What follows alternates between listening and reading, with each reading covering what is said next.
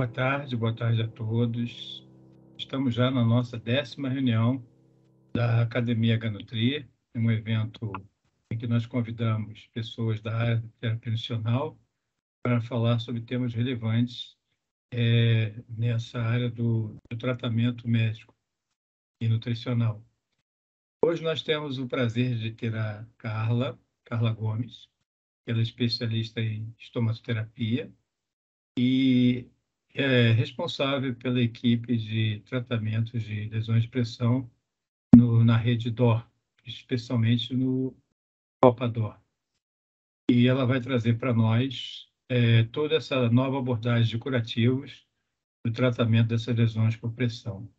É uma área que, nos últimos 5 anos, eu que já sou aqui mais velho, né, vejo que houve uma evolução considerável no tratamento dessas lesões. Me lembro quando eu era interno e residente, eram nós que fazíamos os curativos dessas grandes feridas e alguns residentes fugiam e que não queriam ficar ali 1 2 horas por dia durante a residência tratando aquelas imensas lesões de pressão, né?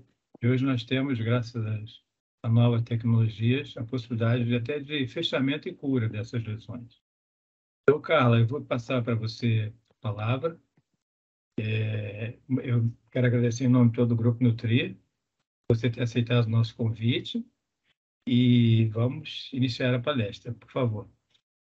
Boa tarde a todos, boa tarde, doutor Ricardo, Aline, boa tarde a toda a equipe do GAN. É um prazer imenso estar novamente aqui com vocês, agradeço imensamente o convite e vamos dar andamento aqui para a nossa apresentação.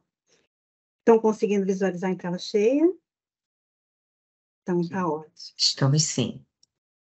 Bom, eu vou falar um pouquinho sobre a utilização de novos curativos no tratamento de lesões por pressão.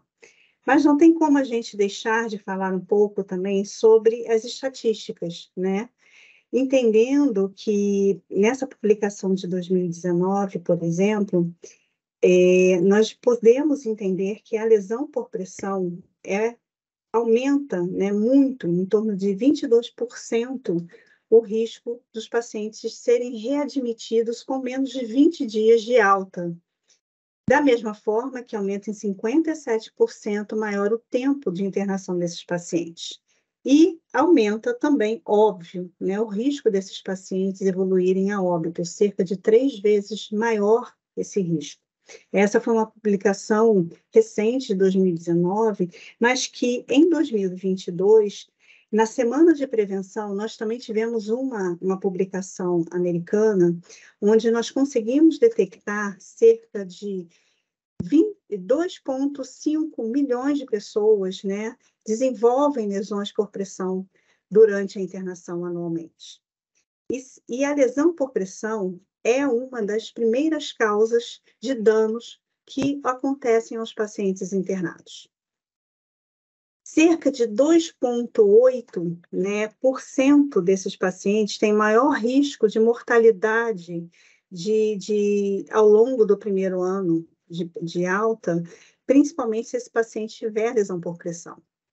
Então, nós temos cerca de 60% maior risco desses pacientes voltarem a internar nesse primeiro ano pós-alta por conta dessas lesões, quando essas lesões não são bem cuidadas, bem tratadas ao longo da internação domiciliar ou no pós-alta pelos familiares e, às vezes, até pelo próprio paciente, porque a gente ainda tem uma realidade muito grande onde o paciente que desenvolve lesão por pressão, ele faz o autocuidado em domicílio. E se essa orientação não é bem feita, esse treinamento não é adequado, esse paciente vai voltar com essa lesão pior e muitas vezes infectadas, aumentando o risco desse paciente evoluir com danos muito maiores ao longo da internação. As lesões por pressão é a segunda maior causa de processos judiciais que são abertos, né, por conta de cuidados hospitalares. Então, a gente ainda tem uma realidade muito grande onde os pacientes que chegam sob os nossos cuidados, né, para tratar uma pneumonia, tratar uma infecção urinária, que desenvolvem essas lesões, que é um dano muito sério, né? Esses familiares eles acabam evoluindo, né, com processos judiciais, aumentando, inclusive, os riscos, né, os custos, perdão, com esses processos, que podem chegar a cerca de 250 milhões de dólares por ano. Em 2023, a ANAP, que é a Associação Nacional dos Hospitais Particulares, apresentou a incidência dos danos por lesão por pressão. Essa análise de estudos feitas foi lançada em janeiro agora de 2023, onde foi comparado a incidência entre os anos de 2021 e 2022. A gente pode perceber que houve uma queda nessa incidência, mas essa incidência continua muito alta. Então, significa que nós ainda estamos falhando em algum momento, né? Principalmente na prevenção. Então, quando a gente falha, né, nessa prevenção de danos, prevenção de lesões, nós estamos literalmente falando que nós estamos tendo uma influência muito grande na qualidade da assistência que nós estamos prestando aos nossos pacientes e principalmente na segurança a esse paciente. E quando essa lesão acontece, nós entendemos que é um indicador de toda essa qualidade da assistência que está sendo prestada e, principalmente, um indicador de segurança que nós prestamos ao paciente. E esse indicador ele deve ser mensurado e deve ser monitorado. Por quê? Porque a partir dessa mensuração e desse monitoramento, a gente vai conseguir implementar as medidas corretivas para que esse cuidado possa ser melhor traçado, né, melhor realizado, para que a gente possa ter um controle, né, dessa qualidade que nós estamos prestando. É uma pergunta que eu sempre me faço e que eu faço muitas vezes nos treinamentos que nós damos, né, não só a nível intra-hospitalar, mas também extra-hospitalar, a nível de pós-graduação, é que podemos dizer que o cuidado em saúde seguro é um cuidado de qualidade? Porque muitas vezes essa pergunta causa um pouco de dúvida, né, no profissional. Então, significa que o cuidado em saúde seguro é um cuidado de qualidade? Não, não significa. Porque o cuidado de saúde com qualidade, ele, além de seguro, ele precisa ser equitativo, ele precisa ser oportuno, ele precisa ser eficiente, ele precisa ser efetivo e, principalmente, o cuidado com qualidade tem que ser centrado no paciente. Uma coisa que a gente sempre fala é que os protocolos institucionais, protocolos de cada serviço de saúde, eles estão aqui para nortear a conduta do profissional, para orientar o profissional no dia a dia. Mas a gente precisa pegar esse protocolo, tanto de prevenção quanto de tratamento, e avaliar o paciente de forma individualizada, para que aquele protocolo que está orientando o nosso cuidado, orientando o nosso planejamento, ele possa ser adequado para aquele paciente específico, porque as necessidades de cada paciente são diferentes, né? Os pacientes têm necessidades individualizadas, mas muitas vezes a gente faz o processo todo muito tecnicista, sem fazer uma análise, sem fazer um raciocínio em cima do que nós vamos fazer. E nós precisamos fazer com que a equipe de cuidados ela se atente para isso, né? Se atente que o protocolo está ali para nos orientar, mas nós precisamos analisar o nosso paciente e adequar aquele protocolo para as necessidades individualizadas. E quando acontece essa lesão por pressão, né? Os serviços de saúde, principalmente que têm selos de qualidade certificados, seja pela CBA, seja pela Joint Commission, né? A gente usa muito as terminologias de incidentes e eventos relacionados a esses danos que nós estamos causando para o paciente. E nós precisamos entender que o evento de segurança ocasionado ao paciente é aquele evento, incidente, né, que poderia ter sido evitado, mas que não foi evitado e ocasionou um dano. E se esse dano é um dano, né, grave, podendo levar à morte, a danos permanentes, ou até mesmo danos temporários, mas se esses danos temporários eles são graves, eles são considerados eventos adversos. E a lesão por pressão, que é classificada, né, que é definida como dano na pele, né, ou tecidos moles adjacentes, porque a gente sempre pensa que a lesão por pressão acontece somente naquelas áreas de proeminência óssea. Mas nós esquecemos que tem muitas áreas que não têm a proeminência óssea ali exposta, mas que tem tecidos moles que, se a gente mantiver a pressão naquela região, vai desenvolver uma lesão, né? E principalmente áreas onde nós temos também dispositivos. E dentro das unidades hospitalares, principalmente, ou até mesmo em domicílio, com cuidados domiciliares, com pacientes, por exemplo, com catéteres enterais, com gastrostomias, né, com suporte ventilatório, esses dispositivos aumentam muito o risco do paciente também ter uma lesão por pressão relacionada a esses dispositivos. Então, a lesão por pressão, ela não acontece somente nas áreas de preeminência óssea, mas ela acontece também em áreas de tecidos moles subjacentes e principalmente relacionados aos dispositivos médicos, que são eventos, que devem ser considerados eventos adversos. São eventos que deveriam ter sido evitados, mas que aconteceram. E quando acontece esse evento, nós precisamos entender, né, os estadiamentos dessas lesões, para que nós possamos traçar a melhor conduta tópica para tratar essas lesões o quanto antes e minimizar as complicações. Então, lembrando os estágios da lesão por pressão, nós temos o estágio 1, que é aquele eritema, que é aquela hiperemia não reativa, né, que já é uma lesão instalada, que muitas vezes nós, né, deixamos para lá, nós não damos tanta importância, mas o que a gente sempre fala é que não existe nunca uma lesão isquêmica, uma lesão necrótica, sem ter passado primeiro pela hiperemia. E que muitas vezes a gente não deu tanta importância, a gente não tentou tratar logo de início, né, e que acabou evoluindo com uma perda do extrato córneo, né, se tornando um pouco mais cavitário, até mesmo evoluindo para a necrólise, né? A lesão estágio 2 já é aquela perda superficial do tecido epidérmico, e entendendo que se a gente não melhora essa lesão, ela pode evoluir para um tecido, para uma ulceração maior, comprometendo tecidos mais profundos, que é a lesão estágio 3. Agora, se esse comprometimento, né, acontece comprometendo toda a área do tecido epitelial, já com exposição óssea, com exposição de tendões, nós temos a lesão estágio 4. Mas nós também não podemos esquecer que as lesões, que são as lesões não estagiárias, são justamente aquelas lesões que nós não conseguimos mensurar a profundidade do comprometimento tissular, também são relevantes e, principalmente, aumentam em quase 100% o risco desse paciente evoluir para infecções. E essas infecções, muitas vezes localizadas, podem evoluir para infecções sistêmicas, aumentando o risco desse paciente evoluir a óbito.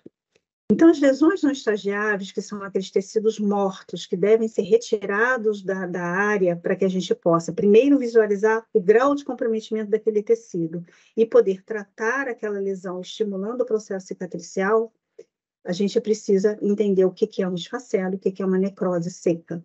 Né, entendendo que o esfacelo é aquela necrose mais úmida, de liquefação, que pode ter várias colorações, porque muitas vezes a gente olha para o tecido necrótico, o que a gente entende é que a necrose muitas vezes é mal avaliada, porque a gente entende que a necrose seca, né, a famosa escara, é somente negra.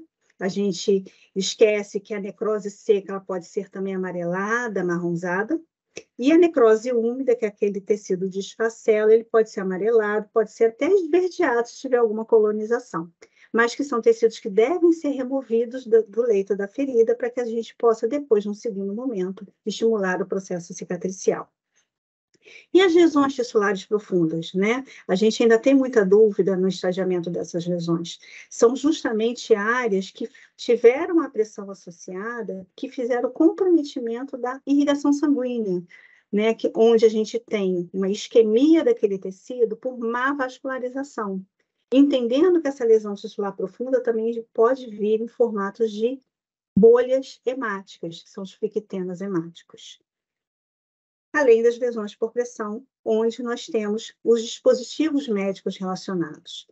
e as lesões de membrana mucosa, onde esses dispositivos médicos fazem a pressão, mas que comprometem a mucosa diretamente. E nessa situação, onde há o comprometimento da mucosa, nós não estadiamos, justamente porque não tem o tecido epitelial naquela região. E quando a gente compreende toda essa avaliação dos estágios da lesão por pressão, nós precisamos entender a importância dessa avaliação adequada, né? Porque a avaliação da lesão por pressão, ela prevê o início desse plano de cuidados e é principalmente a monitorização crítica e a efetividade desse planejamento.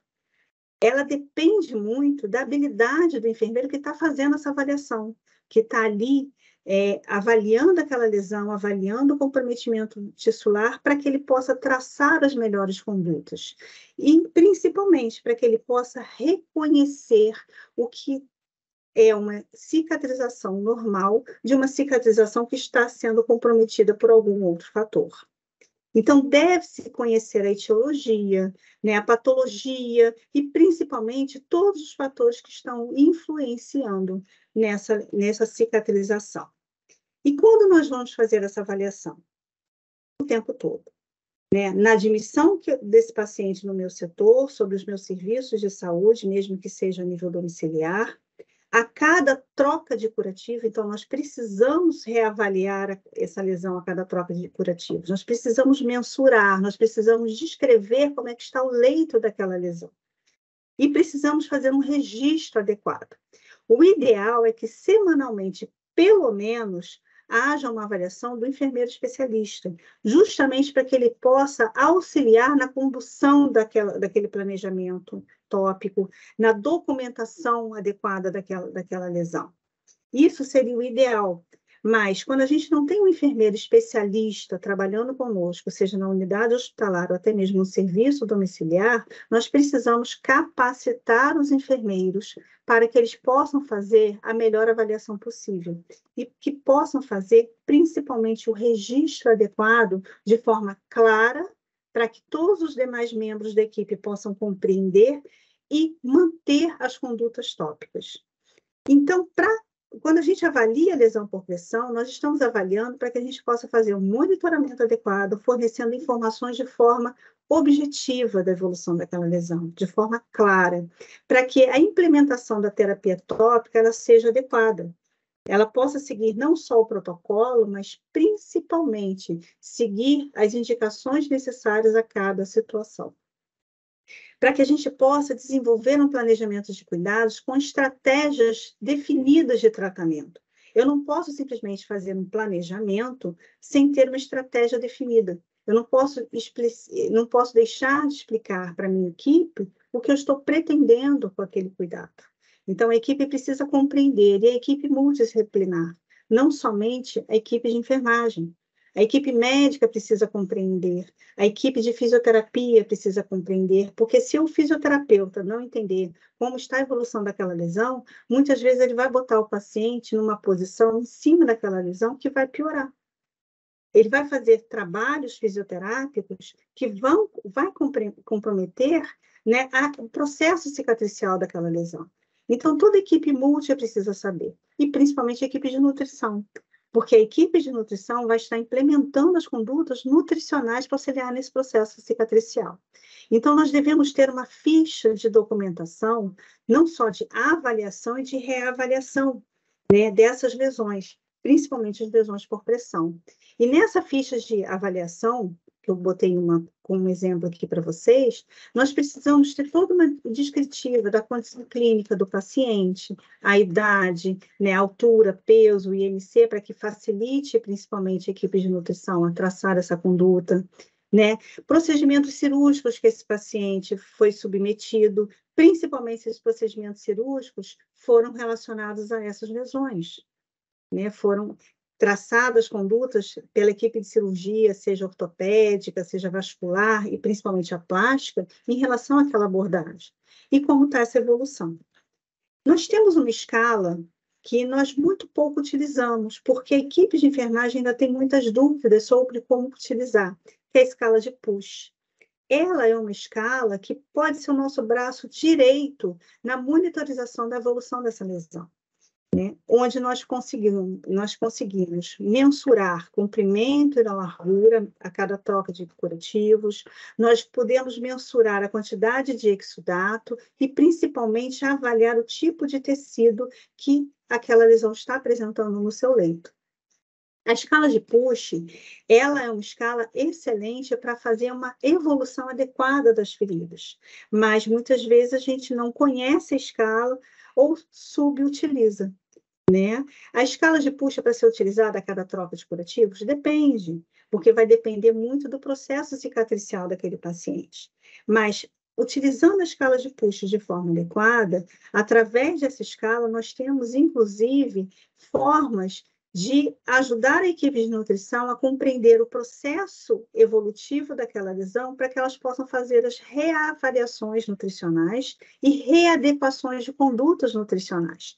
Porque nós precisamos entender que o processo de cicatrização de feridas, ela consiste numa cascata, numa cascata de eventos, não só celulares, mas também moleculares e bioquímicos, que vão interagir para que toda aquela reconstituição tissular aconteça de forma eficaz.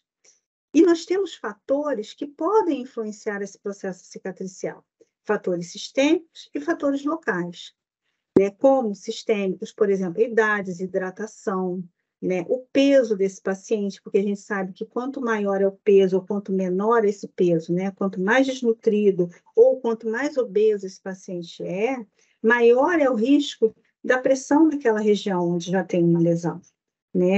E principalmente na mobilização desse paciente, porque muitas vezes ele é tão desnutrido que ele não tem força muscular para realizar mínimas mudanças, mínimos reposicionamentos no leito. Da mesma forma, o paciente obeso. Então, a gente tem fatores sistêmicos, vasculares, drogas que o paciente pode estar fazendo uso, que podem influenciar nesse processo cicatricial e, principalmente, o estado nutricional. E se a gente, naquela fichinha de acompanhamento do paciente, a gente não consegue relatar todas as informações necessárias, a gente corre o risco de pecar, corre o risco de errar no nosso planejamento de condutas. Da mesma forma, os fatores locais daquela lesão, presença de corpos estranhos, riscos de infecção. Então, a gente precisa saber avaliar se aquela lesão tem alto risco para infecção, se essa lesão já tem uma infecção, O risco de desenvolver um biofilme, como prevenir e como tratar a presença de um biofilme, como eu posso avaliar uma ferida para poder detectar se há ou não o biofilme ali, porque o biofilme a gente não vai enxergar, mas uma lesão que apresenta um biofilme, ela vai apresentar sinais que podem sugerir ali a presença desse biofilme. O excesso de umidade, ou o contrário, uma lesão mais seca, muito seca, As bordas, como é que estão as contrações das bordas dessa ferida? Como é que está esse tecido adjacente ao leito lesionado, ao leito ulcerado? Está isquêmico? Tem muita maceração? Está sendo comprometido por um processo alérgico? A gente precisa ter esse olhar diferenciado e individualizado para que a gente possa traçar a conduta tópica mais adequada. E lembrando, não tem como, trabalho na equipe de terapia nutricional, e não tem como a gente deixar de falar da importância do suporte nutricional, que eu não vou adentrar nesse assunto, mas assim, a gente precisa lembrar que existem micronutrientes que são fatores fundamentais, para que esse processo cicatricial, toda essa cascata, de coagulação, para que a remodelação desse tecido aconteça de forma correta, de forma adequada. E cada nutriente tem o seu papel fundamental em cada momento desse processo cicatricial. E muitas vezes a gente percebe que nos exames laboratoriais isso não é mensurado, isso não é avaliado. Quem no dia a dia lembra de avaliar no exame laboratorial, por exemplo, como é que está o zinco desse paciente, como é que está a vitamina C desse paciente, como é que está a vitamina A, enfim. Muitas vezes a gente precisa ficar pedindo, não, vamos pedir um perfil nutricional, vamos pedir para poder ver como é que estão essas questões de micronutrientes para esse paciente, para que se possa fazer uma reposição adequada, com uma suplementação, com uma dieta mais específica, que possa auxiliar nesse processo. porque senão não existe conduta tópica que faça milagre se a gente não tiver todo um tratamento sistêmico e interdisciplinar desse paciente. Então, a gente foca muito na conduta tópica, mas a gente tem que lembrar que a conduta nutricional, a conduta fisioterápica, né, a conduta do vascular vai influenciar em todo esse processo. Mas é óbvio que nós vamos focar aqui nos curativos, nas condutas tópicas, né? E como nós devemos avaliar os curativos para tratar essas lesões? Nós temos uma gama enorme de curativos no mercado, né? Curativos de espuma, de poliuretano, curativos de hidrocoloide, nós temos hidrofibra, né? Hidroalginato, com prata, sem prata, nós temos até colágeno, que pode ser colocado no leito da ferida para que esse colágeno possa ser absorvido e acelerar esse processo cicatricial. Mas quando, como, né, nós vamos utilizar? Então, nós precisamos avaliar curativos que façam um manejo da umidade desse leito lesionado, que não pode ter o excesso de maceração, não pode ter o excesso de exudato, mas também não pode estar totalmente seca. E esse manejo da umidade ajuda principalmente a tratar as bordas dessa lesão. E o tecido adjacente, que a gente fica muito focado no centro, né, daquele leito lesionado, mas a gente esquece que o tecido adjacente, se ele não estiver saudável, a lesão não vai fazer contração. Nós precisamos avaliar curativos que mantenham uma limpeza adequada dessa lesão. Limpeza não só com a solução de limpeza, mas também curativos que possam promover uma limpeza gradual daquele leito, enquanto ele está sendo utilizado. Essa limpeza, não estou falando somente de limpeza para remoção de biofilme, mas também para remoção de tecidos desvitalizados.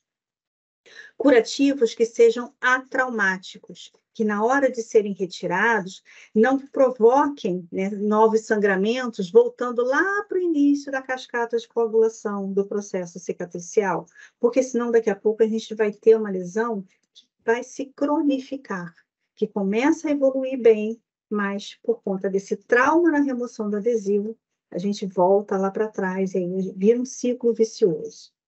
Curativos que promovam proteção, proteção contra atrito, proteção contra entradas de bactérias, proteção principalmente, né, contra agentes externos.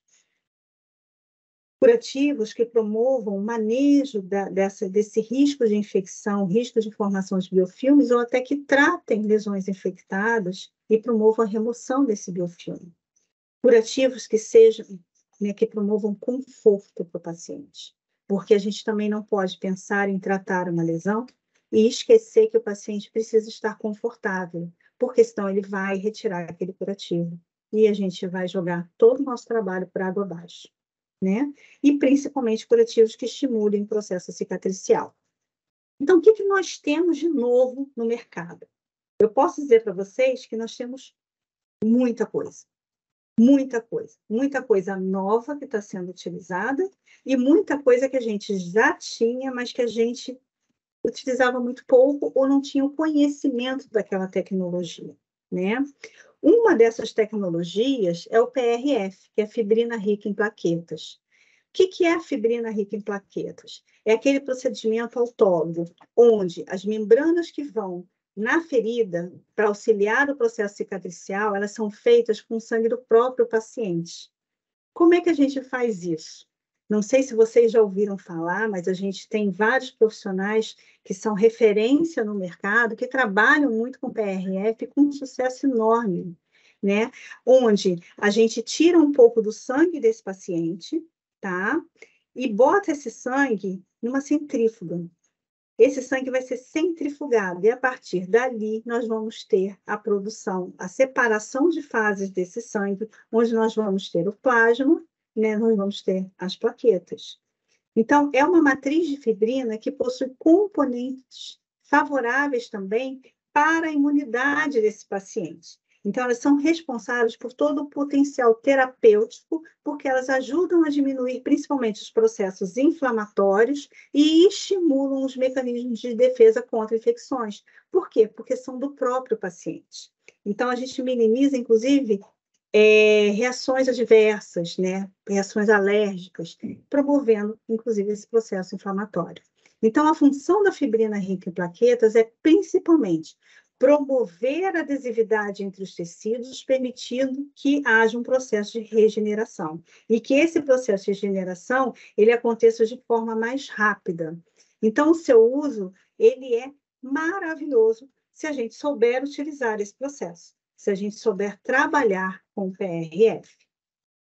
Uma outra tecnologia que nós temos também, que está sendo muito divulgada, né, e hoje a gente já tem um boom, né, na utilização, é a ozonioterapia, que é considerado um tratamento alternativo. Ele pode ser utilizado em diversas comorbidades, também como auxílio da cicatrização de feridas, mas também em outras situações, como lombalgia, né, em pacientes com pé diabético, né, pacientes com osteoartrose. Por quê? Porque a ozonioterapia ela inibe o crescimento bacteriano, acelerando principalmente o processo de cicatrização. Então, o ozônio, a água ozonizada, né, muitas vezes utilizada na limpeza das lesões, ela age como um agente terapêutico, proporcionando benefícios à restauração tissular, além do efeito antimicrobiano, bactericida e também fungicida. Então, a ozonioterapia, ela modula a cascata inflamatória, ela auxilia nessa modulação, ela libera o óxido nítrico, e o óxido nítrico liberado vai auxiliar na vasodilatação para que aquela lesão ela seja melhor irrigada pelo sangue, para que chegue mais oxigênio naquele tecido, para que cheguem os nutrientes necessários naquela região, para que aconteça a cicatrização. O ozônio, ele vai modular o sistema imunológico, ele vai liberar fatores de crescimento. E liberando esses fatores de crescimento, vai auxiliar no processo de regeneração, né? Ele vai otimizar a liberação de oxigênio nesses tecidos e vai estimular principalmente a síntese de enzimas antioxidantes intracelulares. Então, vai, inclusive, auxiliar não só no efeito germicida, virucida, virostático, fungicida e bactericida, mas também vai ajudar a regular o metabolismo e as funções hepáticas, renal e tireoidiana. São todos os pacientes que podem fazer ozônio? Não. São todos os pacientes que vão fazer o PRF? Não. Por isso que nós precisamos ter uma boa avaliação e o acompanhamento pelos enfermeiros especialistas nessas áreas. Um outro fator que pode ser utilizado, uma outra técnica que pode ser utilizada e que está também sendo amplamente divulgada e utilizada hoje em dia é a fotobiomodulação. O que é a fotobiomodulação? É o uso do laser. O laser para estimular o processo cicatricial.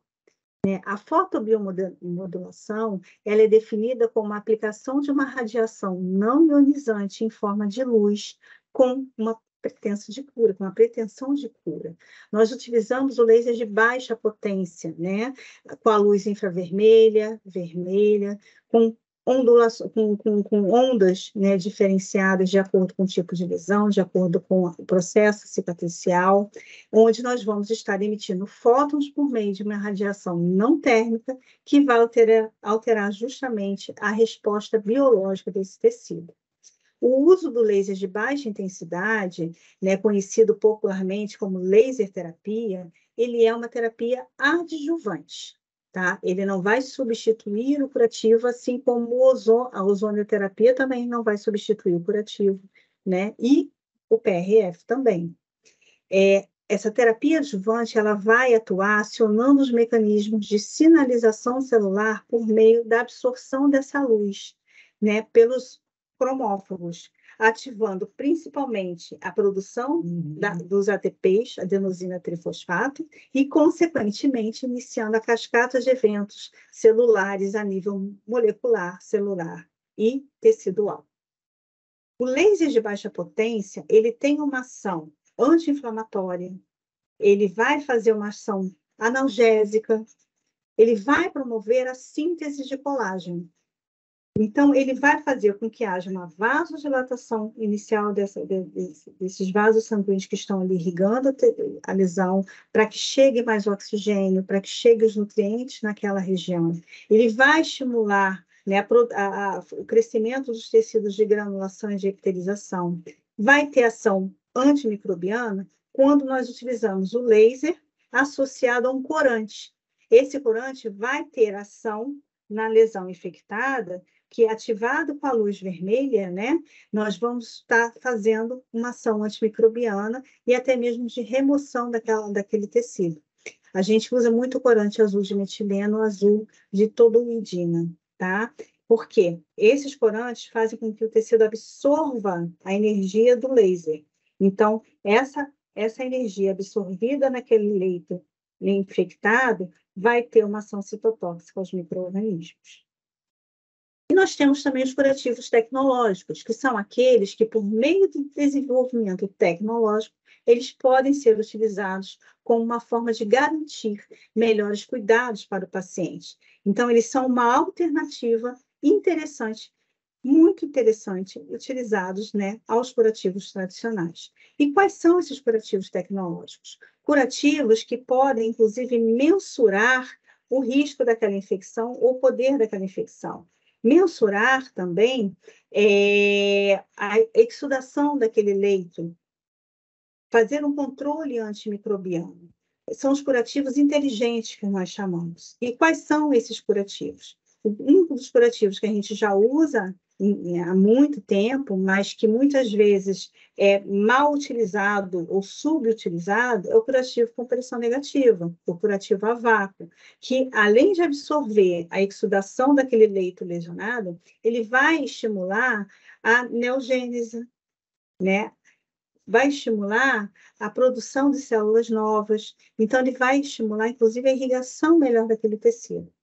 Vai estimular com que aquele tecido, aquela área lesionada, ulcerada, ela comece a ficar mais rasa, para que, num segundo momento, a gente possa, inclusive, utilizar curativos tópicos diferentes para fazer o fechamento final daquela lesão. Nós temos curativos impregnados com prata, que fazem o manejo do biofilme, que previnem infecções e muitas vezes tratam aquela infecção ali localizada. A oxigenoterapia hiperbárica, que a gente ainda tem muita subutilização, porque muitas vezes a gente não sabe indicar o paciente para ser avaliado pela equipe que trabalha com hiperbárica, né? Então, às vezes, a gente fica empurrando com a barriga e espera um tempo muito longo para poder indicar esse paciente para terapia hiperbárica, para que ele possa ser avaliado pela equipe que vai estar atuando junto a ele. E, muitas vezes, o curativo com sensor capaz de capturar a temperatura e pH da pele. Esses curativos ajudam, inclusive, a minimizar infecções, porque se a gente percebe que naquela lesão ali, né, a pele adjacente está começando a ter uma temperatura mais elevada, isso já é um sinal de um possível risco de infecção, né? Quando há uma alteração do pH tissular, muitas vezes a gente, em vez de tratar aquela lesão, a gente leva a complicações maiores, né? E quais são os benefícios desses curativos? Eles oferecem maior conforto para os pacientes, né, porque eles possuem, né, principalmente para esses pacientes que possuem a pele mais sensível, eles oferecem maior conforto para as pessoas com doenças neurodegenerativas que possam ter melhores cuidados nas trocas dos curativos, minimizando o estresse nesse momento, ou seja, pacientes que têm vascularização comprometida, pacientes que têm uma neuropatia já diagnosticada, muitas vezes para a gente encostar naquela lesão, encostar naquela pele, o paciente vai sentir dor. Então, nós temos curativos que promovem esse conforto, que ajudam no tratamento, principalmente das lesões crônicas, né? A gente fala muito da lesão vascular cronificada, que são lesões, principalmente úlceras venosas, que às vezes levam meses, anos para serem tratados. Mas a lesão por pressão também, que já entrou naquela cronicidade, né? Se a gente não sabe lidar com essa lesão crônica, a gente vai postergar cada vez mais esse processo cicatricial, aumentando o risco de infecções. Então, são curativos que permitem melhores cuidados e na recuperação mais rápida desse tecido. Curativos, por exemplo, com colágeno. Curativos com colágeno com prata, ou simplesmente colágeno, que vão ser absorvidos, aumentando o tempo, né, reduzindo, perdão, o tempo da multiplicação celular. Então, a gente consegue acelerar o processo cicatricial e, muitas vezes, tratar o risco de infecção ou infecção já instalada. Então, eles garantem cuidados melhor direcionados, principalmente para aqueles casos de queimadura. Por que a queimadura? Porque muitas vezes na queimadura nós temos biofilme. Muitas vezes não, posso dizer que 98% dos pacientes queimados, eles têm biofilme, né? E tem um potencial altíssimo de uma infecção de evoluir, essa infecção localizada para uma infecção sistêmica. Então, nós temos esses curativos no mercado, mas quando utilizar e como utilizar? Nós precisamos ter essa avaliação, né? Então, o sucesso para o tratamento das lesões por pressão depende de uma avaliação adequada do paciente, uma avaliação na admissão sobre os nossos cuidados de saúde, a avaliação a cada mudança clínica que esse paciente apresenta, né? Porque também não adianta eu avaliar o paciente na hora que eu admito o paciente no setor, esse paciente complica, eu não faço uma reavaliação de condutas, principalmente condutas tópicas. A avaliação da lesão, a avaliação de como está esse processo cicatricial. Então, como a gente viu, não só os curativos, mas nós temos escalas que favorecem, né, a avaliação desse processo evolutivo, para que toda equipe multidisciplinar possa estar adequando as condutas para melhorar esse cuidado. Conhecimento científico, isso é fundamental, porque a gente tem uma gama de materiais no mercado, mas eu preciso não só conhecer o que a gente tem no mercado, mas eu preciso entender como esses curativos, né, como essas tecnologias atuam e quando utilizar e como utilizar. Então, nós precisamos manter sempre o nosso conhecimento científico, ou seja, a gente precisa estar sempre buscando, né, novas tecnologias, buscando as novas recomendações e reavaliando o que nós podemos ter dentro do nosso serviço de saúde. Então, o acesso a essas novas tecnologias vão nos facilitar na melhor condução do caso, né? Então, a gente precisa, inclusive, muitas vezes, saber discutir com o gestor do serviço de saúde o porquê que a gente precisa daquele material, o porquê que a gente precisa tentar utilizar aquele dispositivo que embora seja um custo mais alto na aquisição, no meu dia a dia, a longo prazo, ele vai reduzir os custos no tratamento daquelas lesões. Como nós falamos, indicação e uso adequado desses materiais e a monitorização dessas lesões. Então, para que a gente possa ter um sucesso no tratamento, principalmente das lesões por pressão, nós precisamos trabalhar de forma multidisciplinar, com toda a equipe trabalhando junto, de forma interdisciplinar. Então, é fundamental que as condutas sejam discutidas entre as equipes, reavaliadas em conjunto, para que a gente possa ter uma melhor condução nesse caso. Então, o que vai fazer a diferença, né, na nossa vida, no nosso cuidado do dia a dia, não é somente o que a gente sabe ou o que a gente tem no nosso dia a dia, mas é o que a gente vai fazer com o que a gente sabe e principalmente com o que a gente tem. Obrigada. Maravilha, Carla. Eu concordo com tudo que você falou. Eu, como enfermeira também, né? Também estomaterapeuta, mas de uma outra versão, você muito mais em loco na assistência, eu concordo perfeitamente. Eu concordo também que os enfermeiros eles têm que se posicionar quanto aos protocolos, né? Eles têm que se apropriar e desenvolver ações que estejam a nosso favor. E pedir ajuda ao suporte nutricional não é nenhuma vergonha. Eu costumo dizer que a gente precisa andar de mãos dadas aos nutricionistas, porque se o paciente está com déficit nutricional, a gente vai estar enxugando gelo. Então, a gente precisa pedir ajuda, a gente precisa, talvez, desenvolver ações que estejam sempre a nosso favor, porque as lesões por pressão, elas estão aí, elas estão, por mais que os estudos mostrem que está diminuindo, mas elas estão presentes. Então, eu concordo com o que você disse. Há alguma falha, e a gente precisa investigar onde está essa falha. E ver o custo-efetividade, né? Então, não adianta eu ter um suporte nutricional que seja, de alguma forma, não esteja tão bom, ou um curativo que não esteja tão bom e essa troca esteja diária e o meu custo vai lá em cima, se eu posso utilizar tecnologias ao meu favor, a favor do meu paciente. Ter equipe multidisciplinar que esteja verificando essas multipartículas, né, essas multiproteínas, essas micronecessidades que o paciente precisa é importante, né? Super importante nessa questão.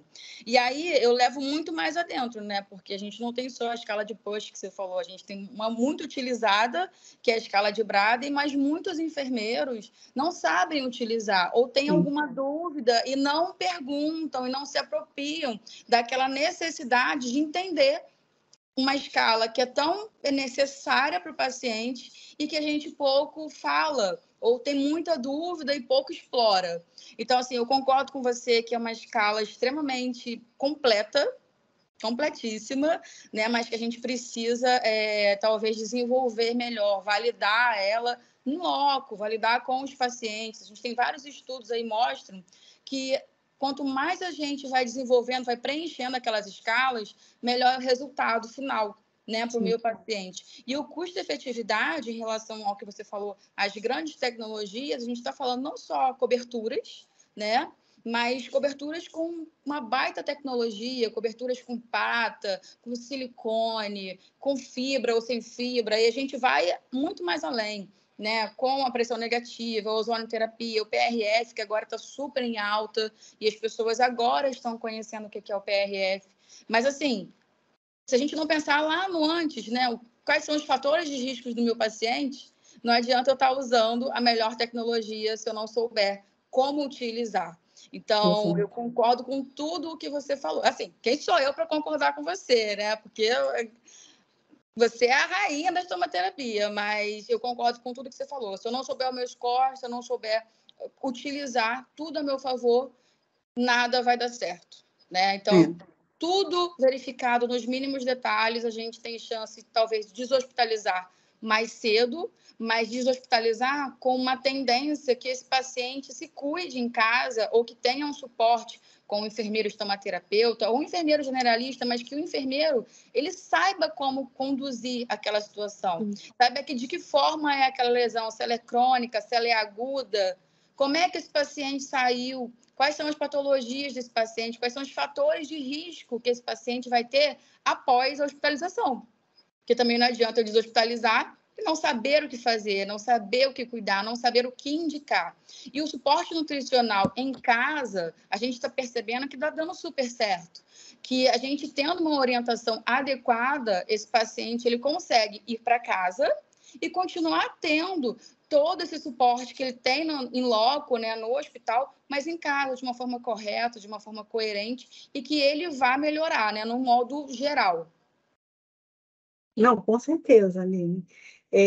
Uma coisa que eu sempre falo em relação à escala de Braden, né, que quando a gente faz treinamento aqui interno, a gente observa, é que a escala de Braden é muito utilizada para prevenção, né, de lesões. Só que eles focam muito na prevenção de lesões por pressão, mas a escala de Braden, ela pode prevenir, inclusive, dermatite, porque se a gente avalia a umidade, a gente está prevenindo dermatite. E áreas de dermatite associada à pressão evoluem com pressão muito mais rápido, né? A gente consegue avaliar ali, se a gente fizer uma boa avaliação, o risco nutricional desse paciente. O grande problema é que quando a gente mensura a parte nutricional na escala de Braden, se o paciente está recebendo, por exemplo, dieta enteral, a 15 é melhor, eu já vou lá e pontuo com a pontuação máxima. Eu esqueço de perguntar para a nutricionista quanto é que está o VET daquele paciente, se ele atingiu o VET dele ou se ainda está em evolução. E aí eu faço uma pontuação errada e isso vai fazer com que eu planeje de forma errada. Então, a gente tem uma gama enorme, não só de escalas, mas de materiais que a gente pode utilizar, deve utilizar, mas se a gente não souber utilizar, vão ser um tiro no nosso pé, né? E esse cuidado para o paciente que vai ter alta é fundamental que toda a equipe faça essas orientações, cada um, entre aspas, no seu quadradinho. Por que eu falo isso? Porque, infelizmente, hoje, Aline, o que eu tenho observado é muito enfermeiro especialista indicando suplementação. E a gente esquece que quem indica suplementação é o nutrólogo e o nutricionista. Isso é o exercício legal da profissão. Né? Mas eu fui no curso, aprendi que o suplemento XYZ, mas será que aquele paciente pode receber o suplemento XYZ? Quem tem que avaliar isso é o nutrólogo e o nutricionista, e não o enfermeiro especialista.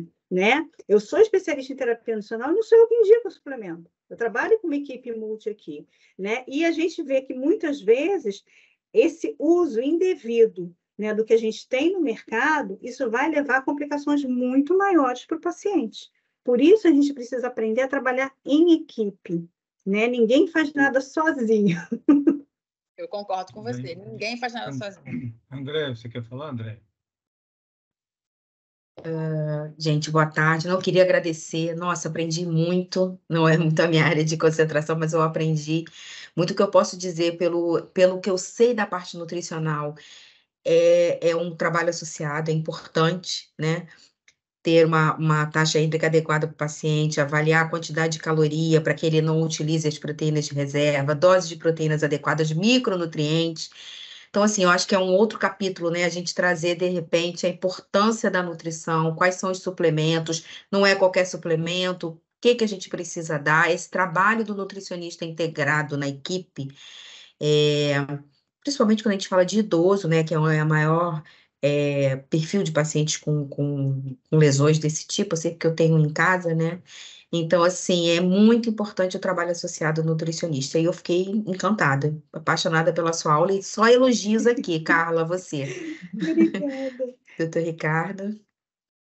Raquel, Patrícia e Camila dizem que você é excelente, parabéns, sou fã dessa enfermeira. Enfim, nós já sabemos, né, da sua qualidade, a gente já vem acompanhando o seu trabalho há muitos anos, né, com o Eduardo Rocha, lá na equipe do Copador e agora também do outro DOR. Enfim, e você já tem apresentado muita coisa em congressos, em palestras da Sociedade Brasileira e no Ganipão, e a gente vem acompanhando o seu trabalho. Bom, é realmente impressionante, né, como evoluiu essa fibrina rica em plaquetas. A gente não teve ainda oportunidade de usar, mas a gente vai tentar entrar em contato aí com a literatura para ver como é que funciona isso, porque para nós ainda não tivemos oportunidade de usar isso. Você já tem experiência com isso? Não, aqui a gente não utiliza, infelizmente, né? Mas, assim, você usa, Aline? Já usou? Aqui no hospital, infelizmente, a gente não tem como utilizar, por enquanto. Eu já tive experiência, assim, vendo. Eu nunca utilizei, eu fazendo, né? Já presenciei. E, assim, o que a gente pode perceber é que é visível, né, uma melhora, é visível uma mudança, uma evolução, assim, estrondosa. Eu acho que tem novas tendências de moda, né? Eu acho que a nova tendência na recuperação tecidual, a PRF está vindo com tudo. Pois é. A gente tem enfermeiros que são referência em PRF, né? A Karina Trovarelli, por exemplo, e eles fazem, inclusive, capacitação dos demais enfermeiros para utilizar de forma adequada, né? Porque precisa ter a aparelhagem, precisa ter a centrífuga, precisa saber quando utilizar, né? É um investimento alto, né? Mas que vale a pena. Não é qualquer profissional que sabe mexer com esse material, ter essa conduta. Eu acho que por isso que se faz necessário uma atualização, se faz necessário, na verdade, um aperfeiçoamento, né, do material, porque senão você está jogando tudo fora, né? Da mesma forma, se você usar um material que ainda assim não é tão barato, você não souber utilizar, está jogando fora, mas o PRF está vindo.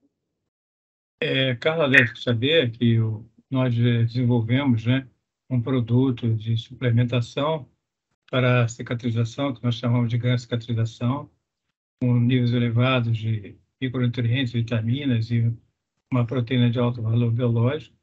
E a gente está tendo, junto com o trabalho da enfermagem, ela orienta aos pacientes com lesão de pressão bons resultados.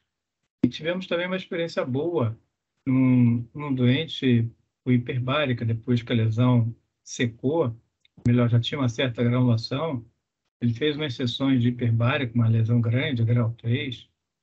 Ela teve assim uma evolução surpreendente também, associando as três coisas, né? O curativo, a nutrição e a hiperbárica. A hiperbárica a gente já viu um sucesso muito interessante mesmo.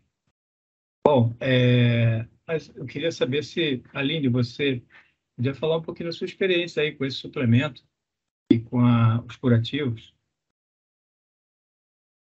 Eu costumo dizer, doutor Ricardo, que vou tornar a dizer, né? A equipe nutricional, eu tenho uma sorte muito bacana, porque hoje eu tenho uma dupla, que é a Camila, que é enfermeira, também estomaterapeuta, mas eu sou cercada de nutricionista, né? A minha equipe é uma equipe vasta de conhecimento, as meninas, elas me dão suporte gigante em tudo que eu preciso. Então, sempre que tem uma oportunidade, que a gente está vendo que só o curativo não está dando certo, ou que há uma necessidade de uma implementação, um suporte nutricional adequado, a gente entra em contato com essas meninas e elas, de pronto, vão ver qual a melhor necessidade para aquele paciente, né? Eu já tive experiência também com cicatrização e os pacientes, a gente costuma ver uma melhora rápida, né, da cicatrização. Quando os pacientes tomam de uma forma correta, né? Então, tem que sempre lembrando, principalmente quando o paciente está em casa, porque quando está no hospital, né, tem sempre alguém que está lembrando, mas quando vai para casa, a gente tem que sempre estar lembrando. Mas de uma forma muito, muito coerente, dá certo, é visível uma melhora, a gente tem melhoras aí pelo menos em 15 dias de um avanço razoável na cicatrização.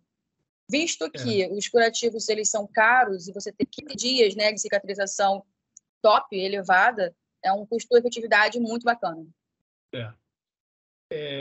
Nós tivemos também, está terminando nosso horário, mas eu queria deixar mais uma mensagem aqui. Nós tivemos também uma paciente há pouco tempo, que, aliás, é também nutricionista, e teve uma lesão na mama após uma mamoplastia, uma ulceração na mama. Ela usou os curativos e usou o suplemento nosso e realmente a melhora foi extraordinária. A gente tem até uma gravação dela nos agradecendo. Então, funciona não só para lesão de pressão, todas essas combinações técnicas, mas também, como você falou, para outras áreas de pressão ou outras áreas que foram comprometidas aí por isquemia, né? Carla, eu só tenho a agradecer a você. Eu que agradeço. Por trás, também tem uma equipe, né, toda sua. Eu conheço todos eles, um por um. Tenho maior simpatia e admiração por vocês, pelo trabalho de vocês. Quero agradecer muitíssimo a sua palestra. Acho que foi muito enriquecedora. Aquelas pessoas que não puderam assistir podem consultar depois o YouTube do Ganutri, ela vai estar lá gravada daqui a alguns dias.